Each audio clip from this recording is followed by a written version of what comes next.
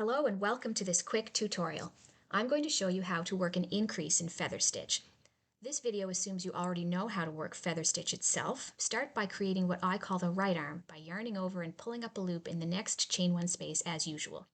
Then create the leg by yarning over and working into the space immediately below that in the previous round, so that you have 5 loops on the hook as you would for a normal feather. Here's where it's different. You have to work into the same chain one space as you already placed the rest of the stitch when you create the final, what I call left arm of the increase feather. This space is hard to find because you've collapsed it by working the rest of the stitch into it.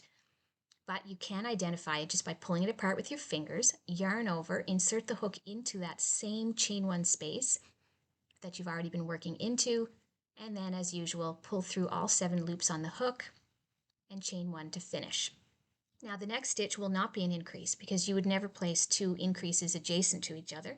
So the next regular feather stitch you would start in the usual way by yarning over, but remember, insert into the same chain 1 space into which you placed the increase. Then go into the space immediately below that in the previous round, and then, because this is a regular feather, advance into the next chain 1 space to complete the stitch. Pull through 7 loops and chain 1 to finish. Because that was so quick, let's just do it one more time. So this is an increase stitch.